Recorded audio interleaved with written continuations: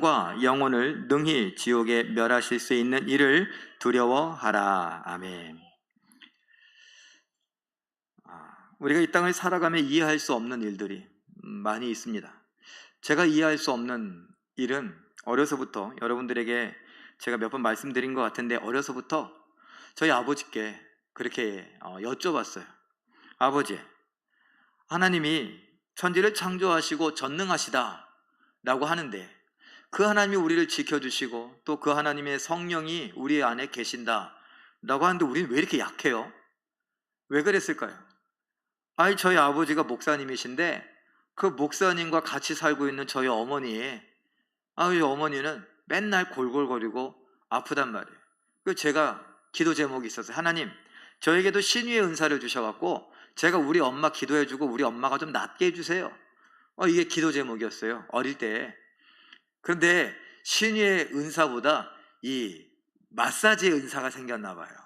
어릴 때부터 잘 주물러갖고 이게 주물르는 거 저 꽤 잘 주물렀던 것 같아요. 그리고 이제 커서 진짜 저도 신유의 은사가 있는 줄 알았어요. 한번 있었던 것 같아요. 왜냐하면 기도하는데 정말 낫더라고요. 어떤 분은 막 이렇게 전봇대에서 전기가 오르는 줄 알았다. 뭐 어떤 분은 정말 이렇게 걷질 못했는데 갑자기 일어나서 걸어가고, 뭐 어떤 분 그런 게 있어서, 이야, 하나님이 드디어 나에게 신유의 은사 주셨나 보다. 그래갖고 저희 집에 가고, 어머니 잠깐 있어, 내가 기도해 줄게. 기도를 빡 했는데 안 나시더라고요. 아니, 뭐 그것도 그렇죠. 아버지, 또 궁금한 게 있어요. 뭐 그거 그런데 아버지, 왜 아버지는 신의 은사가 있다고 하는데 성도들하고 이렇게 예배 시간에 예배하면서 갑자기 배가 아프다, 그 누군가가 배가 아프다 그러면 배가 아플 때 뭐 이렇게 친다든가 주여 믿습니다 그러면 그분이 나아야지, 왜 아버지가 아파? 그걸 알려주려고 그래. 왜 그렇게 꼭 아파야 되나? 또 신의 은사라고 하는 게 또 뭐 그런 미묘한 뭐 그런 게 있대요. 애매해. 그 살면서. 근데 제가 저희 아버지한테는 이렇게 딱 따지고 못 물어봤지만 제가 물어보고 싶었던 게, 근데 우리 집 왜 가난해? 이거 물어보고 싶었어요. 왜 가난해? 아니, 아버지가 하나님을 잘 믿고 하나님께서 뭐 복을 주신다고 막 그러는데 왜 가난해? 그 뭐 복 받으셔갖고 집도 사고 뭐 부자가 됐다고 가끔 말씀하시잖아요. 근데 왜 우리 교회는 가난해? 제가 왜 이렇게 교회를 왔는데 돈 없다는 얘기를 왜 이렇게 많이 해? 여러분 별거 아닌 것 같지만 이게 시작이에요. 뭐가? 하나님께서 우리에게 사랑을 베풀어 주시고 우리와 함께 하시는데 왜 힘든 일들이 있냐는 거예요. 왜 어려운 일들이 있냐는 거예요. 우리는 흔히들 그렇게 말하죠. 저 같은 경우는 그래요. 목사가 부족해서. 뻑하면 그냥 내가 기도가 부족해서. 도대체 얼마나 기도를 해야 될까요? 내가 부족해서 덕을 얼마나 쌓아야 될까요? 그런 얘기를 해요. 농담으로 하는 얘기가, 뭐 이런 농담하면 안 되겠지만 목사들 죽었는데 사리가 나온다. 잭에서도 사리가 나올 것 같아요. 사리가 한 사발은 나올 것 같아요. 여러분 왜 그럴까요? 제가 병원에 갔더니 이런 얘기에, 술 끊으세요 이제. 왜요? 저 술 먹게 생겼어요? 했더니 몸이 술 먹는 몸이네. 그냥 저 술 안 먹는데요. 그 뭐 하시는 분이에요? 목사인데요. 목사님이 왜 이래? 의사가 그래요. 목사님이 왜 술 잡수는 사람들의 간과 그런 몸을 갖고 있냐는 거예요.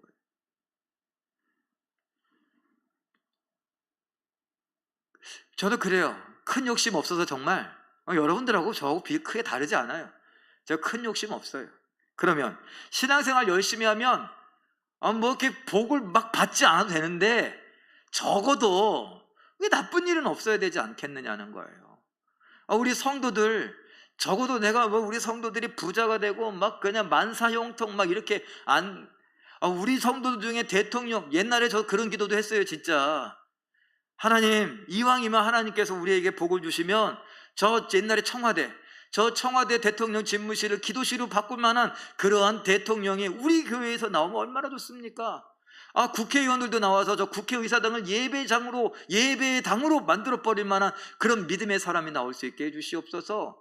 하나님, 우리에게도 병원장이 나오게 해주시고 변호사도 나오고 검사도 나오고 판사도 나오고 막 이렇게 기도했던 적도 있어요. 하나님이 허락하시면 되는 거죠. 안 되라는 법이 어디 있어요. 그런데 이제 그 정도는 아니더라도 적어도 나쁜 일은 없어야죠. 우리 성도들이 빚 때문에 허덕허덕거리고 그것 때문에 잠 못 자고 그런 일은 없어야죠. 교통사고나 이런 사고는 안 나야죠. 넘어져서 뼈가 부러지는 일은 없어야죠. 그런데 우리 원용자 권사님은 너무 많이 부러져. 그러면 제 마음은 어떨까요? 하나님, 내가 큰 거 바랬어요? 우리 권사님들 골다공증도 없고 다니는 데게 조심조심 다니는데 원영자 권사님 100m 뛰듯이 뛰어다니다가 넘어졌어요? 또 뭐라고 하시는 거야? 그렇다는 거야. 원영자 권사님은 그냥 이렇게 다니다가 넘어지는 거야. 다른 분들은 어때요? 그냥 하다가 갑자기 허리가 아파. 그렇죠? 김복성 권사님. 김복성 권사님 높은 데 뛰어내렸어요? 그냥 아파. 호관절이. 일어나다가 삐끗, 자다가 일어나다 삐끗. 저 옛날에 새벽기도 갔다가 별 보는 게 제 취미였어요. 별 본다고 딱 보고서 야, 별이 밝다 그런데 뚝 한 거예요. 그래갖고 며칠을 누워 있었나 몰라요. 이런 건 없어야 되는 거 아니에요? 그런데 이해가 안 되는 일들이 우리의 삶에 많이 있더라고요. 여러분, 퀴즈 하나 낼까요? 믿음장 무슨 어디예요? 히브리서 11장. 성경 퀴즈 역시 잘하네. 히브리서 11장 믿음장이죠? 그 믿음장에 몇 명 나오는 줄 알아요? 믿음의 사람 몇 명? 18명. 여기 오늘 아침에도 디모데후서에서 그 말세에 일어나는 18가지라고 했는데 여기도 18명 나와요. 이름 나온 게. 그런데 이 18명이 정말 믿음으로 대단하죠. 믿음의 조상들이에요. 자, 그리고 그 끝자락에 히브리서 11장 33절 34절 읽어볼까요? 시작. 그들은 믿음으로 나라들을 이기기도 하며 의를 행하기도 하며 약속을 받기도 하며 사자들의 입을 막기도 하며 불의 세력을 멸하기도 하며 칼날을 피하기도 하며 연약한 가운데에서 강하게 되기도 하며 전쟁에 용감하게 되어 이방 사람들의 진을 물리치기도 하며. 말 그대로 믿음으로 승리한다는 얘기 같잖아요. 와, 대단해요. 우리는 이 정도는 아니더라도 아까 얘기한 대로 뭐요? 나쁜 일은 좀 안 생겼으면 좋겠는데 이거죠. 그런데 오늘 본문 마태복음 10장, 이 10장의 흐름은 어떻게 되는지 제가 한번 정리해 봤습니다. 1절에 4절 보니까 12제자를 부르시면서 권능을 주시는데 어떤 권능을 주시느냐? 귀신을 쫓아내고 모든 병을 고치고 모든 약한 것을 고치는 권능을 주셨습니다. 그리고서 가라, 6절 7절에 이스라엘의 집에 잃어버린 양에게로 가라, 그러면서 천국이 가까이 왔다라고 외쳐라, 이렇게 명령하세요. 그런데 그 명령 끝자락에 16절에 보니까 내가 너희를 보냄이 양을 이리 가운데 보냄과 같도다. 양을 어디 가운데? 이리 가운데. 양하고 이리하고 싸면 누가 세요? 이리가 세죠. 이 센 놈들한테, 싸나운 놈들, 잡아먹는 놈들한테 이 어린 양을, 이 연약한 양을 보내는 것처럼 원한다는 거예요. 안쓰럽다, 사실 걱정된다, 이런 얘기예요. 제자들을 불러서 제자들에게 권능을 주시는데 이 권능은 예수님에게 주셨던 그런 권능이에요. 그런 권능을 주시고 그들에게 가라라고 말씀하셔서 이들이 가는데 그 가려고 가는 와중에 그 뒤통수에 대고 아이고 저를 어떡하냐, 저거 이리 가운데 보내는, 양을 이리 가운데 보내는 것 같으니 아이고 저거, 이런 말씀 안 하시면 다녀오겠습니다 그러고 가갖고 그냥 사탄을 내쫓고 귀신 내쫓고 병 고치고 모든 약한 것들 막 고치고 막 그럴 거잖아요. 그 다녀오겠다 그러면서 막 씩씩하게 막 갈 건데 뒤통수에 대고 양을 이리 가운데 보내는 것 같아요. 이런 찜찜한 말씀을 하세요. 왜? 도대체 왜? 그 뒤를 보니까 17절에 사람들이 너희를 공회에 넘겨주고 회당에서 채찍질하리라, 고난당하리라, 매맞으리라. 18절에 보니까 나로 말미암아 총독들 임금들 앞에 끌려가게 되리라. 그리고 22절에 보니까 내 이름 때문에 모든 사람에게 뭘 받으리라? 미움을 받으리라. 그래서 양을 이리 가운데 보냄과 같도다 그러셨던 거예요. 걱정스럽죠? 예수님은 이미 다 보고 계셔서 알고 계시기 때문에 권능을 주시고 가라라고 말씀하셨지만 예 가겠습니다. 그리고 씩씩하게 가려고 하는 그 제자들에게 아이고야 양을 이리 가운데 보내는 것 같다. 갑자기 기운이 쭉 빠져. 예? 왜 그러는데요? 야, 사람들이 너희를 공에 넘겨주고 회당에서 채찍질할 것이다. 임금들과 왕들 앞에 서게 될 것이다. 끌려가게 될 것이다. 야, 내 이름 때문에 세상이 너희를 미워할 것이다. 이런 얘기를 해요. 그 용기가 막 생겨나겠죠? 막 그냥 그래도 괜찮죠? 막 아니요. 걱정이 되죠. 예수님께서 거짓말하지 않는 거예요. 우리를 막 이렇게 구슬려 갖고 막 그냥 충동질해 갖고 그냥 야, 할 수 있다, 믿습니다 하고 가면 돼, 그냥 막 그래 갖고 그렇게 보내시는 게 아니에요. 우리 예수 믿는 것 마찬가지예요. 어쩌면 복음 전도자들이 우리를 속인 거죠. 예수 믿고 천국 가라고, 예수 믿고 복 받으라고 막 이렇게만 외쳐갖고 예수 믿으면 다 복 받는 줄 알고, 예수 믿으면 병도 다 낫고 안 아픈 줄 알고, 예수 믿으면 다 부자 되는 줄 알고, 예수 믿으면 다 집 사고, 예수 믿으면 다 잘 되는 줄 알고, 헌금 막 갖다 내면 그게 막 10배, 60배, 30배, 60배, 100배, 아싸 100배 아멘 막 이렇게 하고. 그런데 그게 아니에요. 아까 히브리서에서도 우리가 다 이기는 것처럼 보였다라고 했어요. 그런데 가만히 보면 사자들의 입을 막기도 하고, 왜 사자를 만나? 막는 것만 생각했지 사자를 만났다는 건 생각을 안 해요. 아까 거 다시 한번 보여주실래요? 11장 33절 34절 자막으로 히브리서 11장 33절 34절 믿음으로 나라들을 이긴대요. 왜 이겨야 돼요? 뭔가 있는 거죠. 근데 의를 행하고 약속을 받는 건 그렇다죠. 사자들이 공격을 한다는 거죠. 불의 서력을 말해, 불이 우리를 공격한다는 거예요. 칼날을 피해요? 칼날이 우리 앞에 온다는 거예요. 연약함도 경험하고 전쟁도 만나고, 하나님의 백성인데 그런 건 없어야 되는 거 아니에요? 그런 걸 다 이야기해 주시는 거예요. 근데 이긴다, 막는다, 피한다, 이런 이야기들에만 우리가 집중을 했던 것이죠. 그리고 그 다음에 히브리서 11장 35절에서 37절까지의 말씀 읽어봅니다. 시작. 어떤 이들은 더 좋은 부활을 얻고자 하여 심한 고문을 받되 구차히 풀려나기를 원하지 아니하였으며, 또 어떤 이들은 조롱과 채찍질뿐 아니라 결박과 옥에 갇히는 시련도 받았으며, 돌로 치는 것과 톱으로 켜는 것과 시험과 칼로 죽임을 당하고 양과 염소의 가죽을 입고 유리하여 궁핍과 환난과 학대를 받았으니. 이거 어쩔 거예요? 믿음의 장 히브리서 11장에 믿음으로 아브라함은, 믿음으로 에녹은, 믿음으로 모세는 막 이렇게 나가서 야 좋다, 그들은 칼날을 피하기도 하고 막 사자 입을 맞기도 하고 야 좋다 그랬는데 어때요?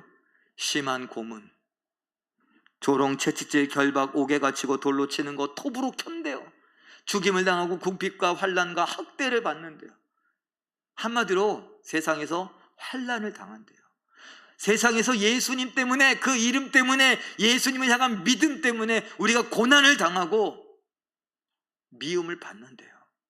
억울한 일을 당하고 답답한 일을 당하고 속상한 일을 당하고 눈물 닦을 일이 너무나 많대요. 이해할 수 없어요.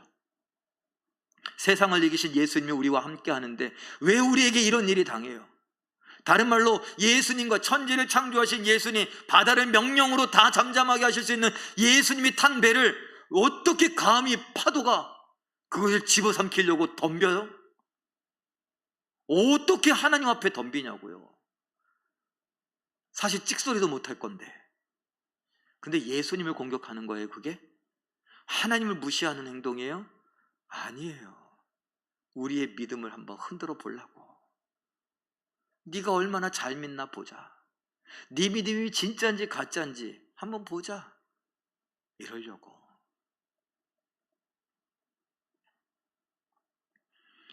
그러니 아까 마태복음 10장의 이야기를 쫙 보니 권능을 주시고 가라 그러면서 아유 이리들 가운데 가는데 얼마나 힘들겠니?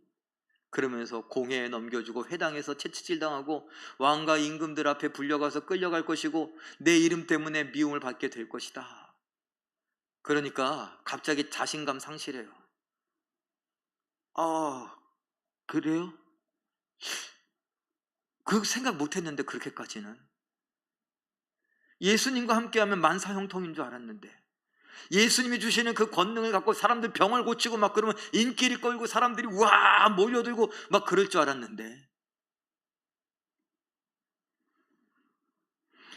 마태복음 10장 28절 그런 상황 속에 있는 제자들에게 하시는 말씀입니다. 읽어보죠. 시작. 몸은 죽여도 영혼은 능히 죽이지 못하는 자들을 두려워하지 말고 오직 몸과 영혼을 능히 지옥에 멸하실 수 있는 이를 두려워하라. 사실 두려워하다라는 말을 써서 그렇지 하나님을 두려워하라는 말이에요 이게? 아니에요.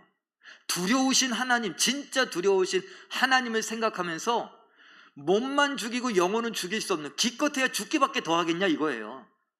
기껏해야 죽기밖에 더 하겠냐? 어차피 죽을 건데 그 세상이, 사탄이, 사람들이 너를 죽인다 치자. 그러면 하나님이 살려낼 것이다. 부활시킬 것이다. 하나님 앞에 천국에서 영원한 생명을 누리게 될 것이다. 믿느냐? 그런데 고작 죽기밖에 더하는, 죽일 수밖에 없는, 몸만 죽일 수밖에 없는 그러한 존재들을 두려워하지 말아라. 진짜 두려우신 하나님이 너와 함께한다. 진짜 두려우신 하나님을 두려워하라는 게 아니라 진짜 두려우신 하나님이 너와 함께하니까 그 앞에서 아무것도 아닌 저 사람들 기껏해야 몸이나 최대한 해봐야 몸만 죽일 수 있는데 그 몸은 하나님이 또 살리실 건데 그거 두려워할 필요가 없다. 요 이야기예요.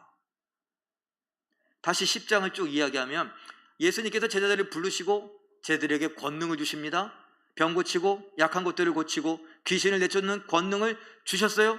그리고서 가라라고 명령하십니다. 그런데 가는데 어때요? 그 가는 곳에 야 이리 가운데 보내는 것 같구나. 그래서 얘기를 다 해주세요.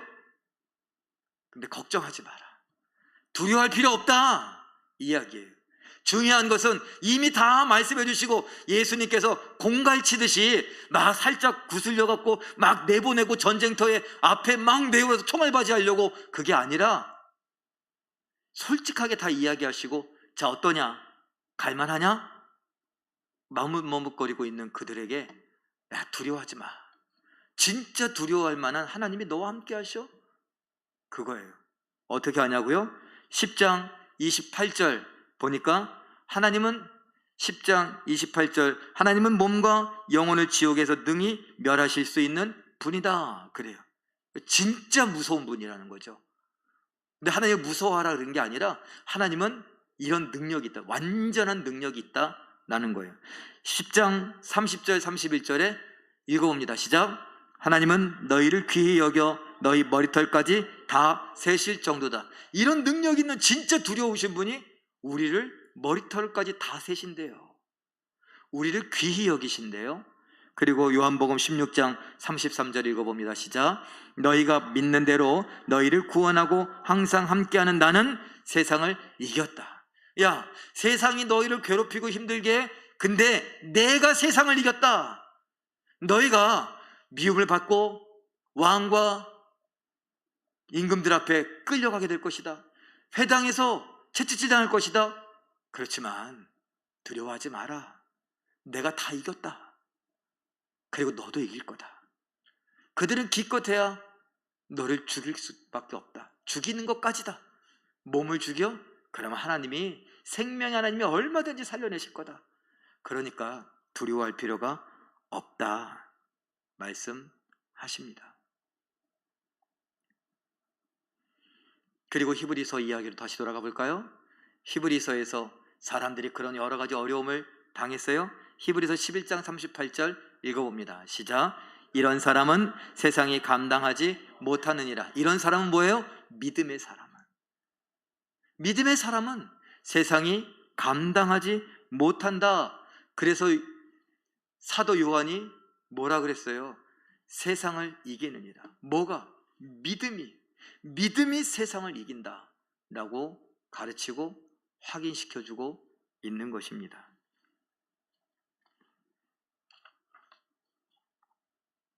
시편에도 그와 같은 이야기들이 있어요. 시편 91편 11절 읽어봅니다. 시작. 그가 너를 위하여 그의 천사들을 명령하사 내 모든 길에서 너를 지키게 하심이라. 천사들이 지킬 테니 두려워하지 말라. 그런데 왜 내가 아프죠? 그런데 왜 나한테 이렇게 힘든 일이 생기죠? 이해할 수 없어요. 이해할 수 없냐? 광진아, 그건 네가 감당할 수 있어서 내가 허락한 거다. 그건 너의 믿음을 더욱 견고하게 할 것이다. 그런 환난, 그런 시험, 그런 슬픔, 그런 어려움들, 그런 이해할 수 없는 그런 여러 가지 것들, 그래, 그런 것이 너를 단단하게 단련할 거다. 너의 믿음을 더욱 뿌리내리게 할 거다. 네가 나를 더욱 붙잡게 할 거다. 나만 의지하게 할 거다. 그리고 능히 감당할 만해서 내가 그것을 손가락 사이로 흘려보내고 어떻게 했다? 허락했다. 몇 번 말씀드렸죠? 내가 이 시험과 이 환난, 이러한 어려움들을 네가 이겨내는 모습을 내가 봤다. 우리에게 주시는 말씀이에요. 지금은 이해할 수 없어요. 그러나 이해할 수 없어도 하나님은 우리를 사랑하시고 하나님은 하나님의 전능하신 손가락 사이로 여러 가지 시험들을 흘려보내서 우리에게 오도록 허락하셨어요. 왜? 이미 우리가 그 모든 과정을 겪어가면서 그것을 이겨낸 것을 보셨기 때문에. 그래, 너라면 할 수 있다. 내가 봤다. 그래서 허락하신 거예요. 시편 118편 6절 말씀 읽어봅니다. 시작. 여호와는 내 편이시라. 내가 두려워하지 아니하리니 사람이 내게 어찌할까. 그래서 그래요. 끽해야 죽기밖에 더 하겠냐고. 야, 목사님 참 쉽게 얘기하네. 죽기밖에 더 하겠냐고. 우리 적어도 우리 그리스도인들은요, 죽음 앞에 두려워하면 안 돼요. 나 조금 더 살고 싶어도 막 그럴 필요 없어요. 왜? 하나님이 다시 살려서 천국으로 데려가실 거거든요. 부활은 우리 거예요. 그러니 이 땅에서의 삶, 죄송해요. 제가 너무 어려서 50인데 어리다고 해야 되나. 100세 시대에 50은 어리죠, 아직도. 어려서 철이 없어서 그런 것처럼 보이시나요? 에휴, 목사님도 나처럼 70 넘고 80 되고 막 이렇게 해봐. 더 살고 싶을 거야. 어떤 분은 또 삐딱하게, 그래, 너는 죽을 때 어떻게 죽나 보자, 그냥.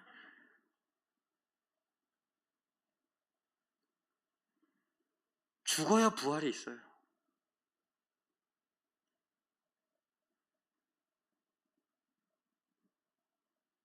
그러니 우리 모두가 죽음 너무 무서워하지 말자고요. 말란 김에 죽음을 두려워하시면서 조금 더 살기를 원하십니까? 그러지 마시고 하나님이 나에게 허락하신 인생 조금 더 멋지게 죽겠다고 한번 각오해 보세요. 멋지게 어떻게 죽어요? 일단 죽음을 염두에 두지 마시고 그냥 사세요. 열심히 사세요. 아파도, 기억력이 가물가물해도, 귀가 잘 들리지 않고 눈이 잘 보이지 않아도 내가 오늘 이곳에서 어떻게 하나님의 말씀에 순종할 수 있을까? 어떻게 하나님을 영화롭게 할 수 있을까? 내가 한 사람이라도 더 어떻게 사랑할 수 있을까? 생각하며 기운이 없고 허리가 아프고 무릎이 펴지지 않고 정말 어쩔 줄 모르는 상황 속에서라도 입이라도 벌릴 수 있으면 여보게, 하나님이 당신을 사랑하셔. 제가 여기서 열심히 그렇게 하나님이 여러분을 사랑하십니다 라고 말씀드리는 것보다 여러분의 연로하신 선배님들이 또는 부모님들이 그 뼈만 앙상한 손을 잡고, 예를 들면 김은자 권사님 들려요? 들리나 보네. 김은자 권사님 손가락이 굉장히 날씬해. 우리 교회에서 아마 제일 날씬한 손가락이 아닐까, 가는 손가락이 아닐까 생각이 될 정도인데, 그 가느다란 그 손가락으로 우리 황희숙 집사님 손 잡으면서 희숙아, 하나님이 널 많이 사랑하신다 이러신다면, 제가 막 혈기를 내며 침을 튀겨가며 온갖 설명을 하며 이야기하는 것보다 10배는 더 감동이 될 거예요. 비슷해요. 그래서 제가 우리 할머니들, 할아버지들이, 우리 뛰어다니는 어린 애기들한테 하나님이 얼마나 사랑하시는지 이야기해 주시라고 하는 거예요. 성경의 이야기를, 야, 이 할머니가 살아오면서 이런 이야기 들었는데 그게 말이야, 내가 비슷한 일을 경험했다?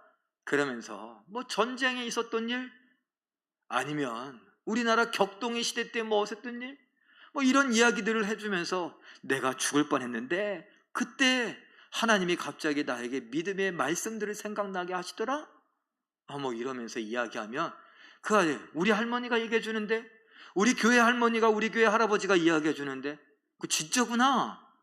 목사님은 목사님이니까 늘 이야기하는 것 같고 그냥 그러려니 그러는데, 목사님만 그런 게 아니라 이거 할머니 할아버지도 왜 다 얘기하네? 엄마 아빠도 다 얘기하고.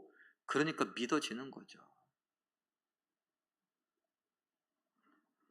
사랑하는 성도 여러분, 이해할 수 없는 아픔, 슬픔, 두려운 일, 무서운 일, 걱정스러운 일이 우리 주변에 지뢰밭처럼 널려 있을 때, 그 모든 것을 허락하실 정도로 우리를 너무나 잘 알고 계시고 우리의 머리카락까지도 다 헤아리고 계시며 우리를 귀하게 여기시는 하나님, 예수님께서 우리를 꼭 붙들고 계시다는 사실을 믿으시길 바랍니다.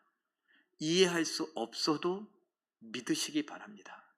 이해할 수 없는 상황 속에서도 믿음을 붙드시길 바랍니다. 그 믿음은 말씀에 귀 기울이게 하는 믿음이요, 그 믿음은 말씀 따라 순종하게 하는 믿음입니다. 마르틴 루터가 1529년에 이런 글을 썼습니다. 읽어볼까요? 시작. 이 땅에 마귀 들끓어 우리를 삼키려 하나 겁내지 말고 섰거라. 진리로 이기리로다. 사탄이 덮쳐도 두렵지 않으니 한마디 말로도 가볍게 이기리로다. 아멘. 이거 우리가 잘 알고 있는 585장이에요. 내주는 강한 성이에요. 옛날에 384장. 내주는 강한 성이요 했던 거, 그거 3절이에요. 이 땅에 마귀 들끓어 우리를 삼키려 하나 겁내지 말고 섰거라. 진리로 이기리로다. 이 부분이에요. 루터 종교개혁자예요. 온 종교가 타락해갖고 돈 버는 맛에 사람들을 막 죽이던, 돈 때문에 사람들을 우습게 여기던 그런 중세시대 끝자락에 루터가 하나님 말씀만 들고 종교개혁을 일으켰습니다.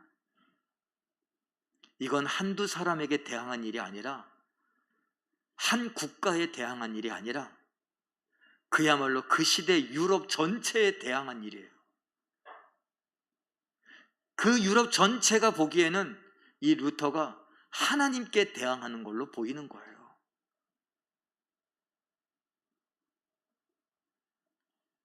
그런데 마귀가 들끓고 있는 그곳에서 어떻게 한다고요? 아무리 덮쳐도 두렵지 않으니 한마디 말로도 가볍게 이기리로다. 믿음의 말로, 믿음의 말씀으로 이기리로다 했던 것입니다. 사랑하는 성도 여러분, 오늘 말씀도 잘 생각해 보시며 여러분들께서 정리해 보세요. 믿음으로 산다는 건 무엇인가? 나에게 찾아오는 이해할 수 없는 여러 가지 어려운 일들은 도대체 무슨 의미인가? 왜 있는 건가? 그때 나는 어떻게 행동해야 되고 어떤 생각을 하고 어떤 감정을 가져야 되는가? 한번 나름대로 정리해 보십시오. 그리고 여러분도 여러분 스스로가 마치 이 루터가 된 것처럼 이 찬송가 585장을 다시 한번 강하게 불러보기도 하시고 여러분의 글로 한번 써보기도 하세요. 믿음의 고백을, 믿음의 간증을. 하나님께서 부어주시는 은혜를 누리시는 우리 모두가 되시길 예수님의 이름으로